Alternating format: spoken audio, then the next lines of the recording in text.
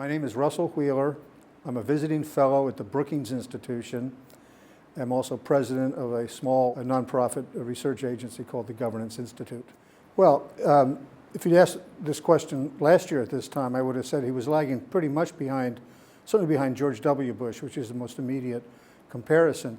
At the end of 5 years, Bush had appointed more judges than Obama had at the end of his first 5 years. But there's been a real spike in nominations since the first of the year. Obama's nominated as many people in the first of this year and gotten them confirmed as happened in the whole of 2012 and 2013. Now, why is that spike, over 50 confirmations? Some people attribute it to the abolition of the filibuster on nominations, and I think that accounts for some of them.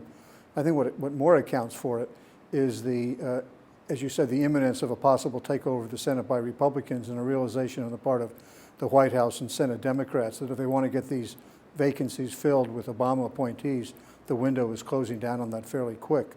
And so we'll just have to see what happens over the rest of the year.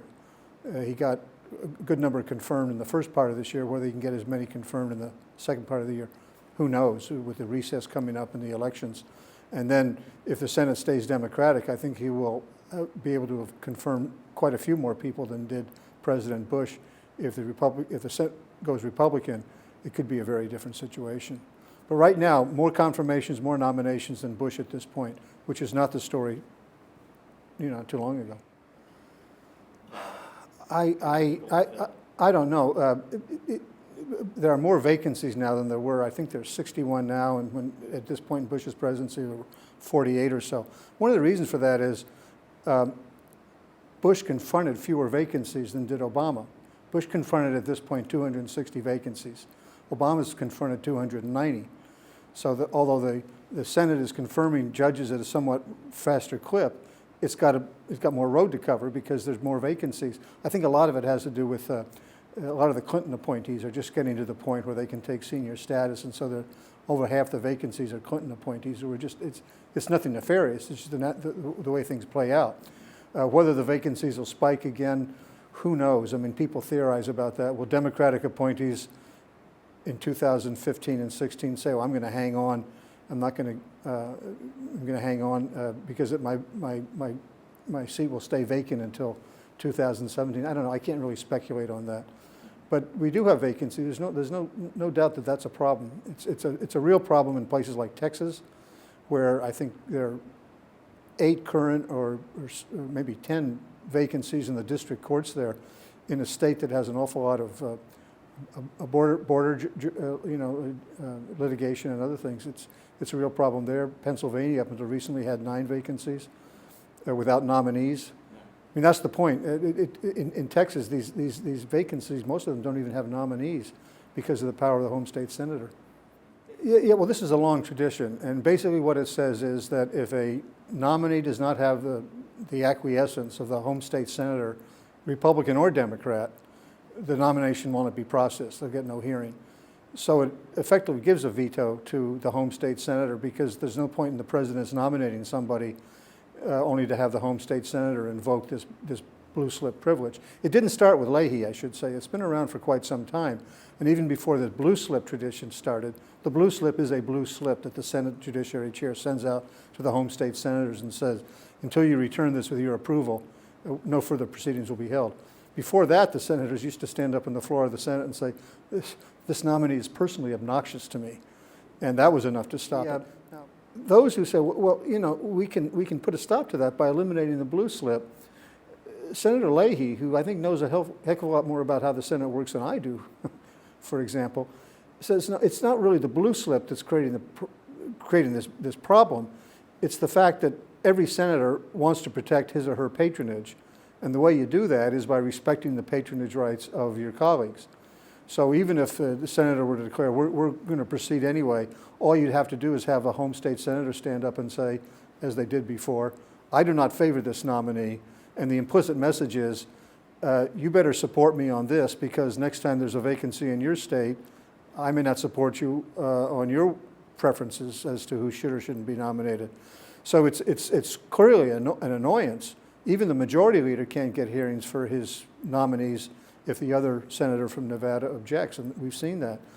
So on the face of it, you say it's crazy, but a lot about the Senate it's not easily explainable. You know, it's a lot of tradition, and as I say, just the nature of politics.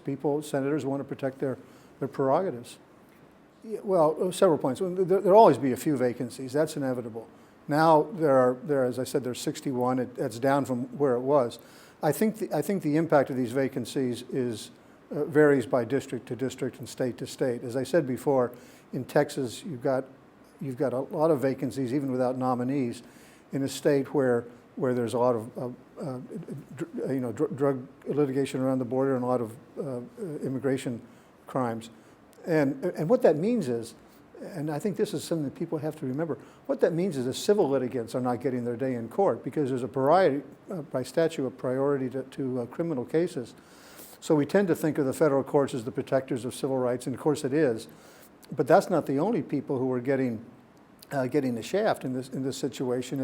It's the business owner in Lubbock, Texas, who has a contract problem with someone in another state and can't get it litigated because the Northern District is overwhelmed with other kinds of cases, and in West Texas it's even worse. So yeah, I think it is harming the country. The harm is not great in some parts of the country where the vacancies are low and the courts are doing fairly well. So it's a regional problem, but in the regions where it's hurting, it's really biting. Let me give you a little data point. I looked at this in the Johnson and Nixon administrations, two very tumultuous administrations. The median time for the confirmation of judges varied around 20 days or so, and the confirmation rate was over 90%. And these are for two presidents who had country really at war with another. So something fundamentally has happened. It's not just a few changes in rules. It's part, I think, of the greater polarization of American politics. And that's affecting the ability of the government to do almost anything. So this is not happening in isolation. And it's not happening, people say, well, the stuff with the federal courts, it all began with the Bork nomination. I don't think that's true. That may have been symptomatic of a growing polarization, but it's getting stronger and stronger, and the courts are just sort of trailing along in the wake of this change in our politics. Sure. Well, you're right. I'm a visiting fellow at the Brookings Institution. I'm not on the staff of Brookings, but my office is there, and I post on their website. So the best way to get to my work, which is primarily about judicial selection, judicial nominations and appointments. I've also been doing work on the Foreign Intelligence Surveillance Court, and Chief Justice is designees to that, judicial ethics. But the place to do that is to go to the Brookings website, and there's an experts page, and you can find all the work that I've done and all the work that my colleagues have done, which is also pretty rich stuff.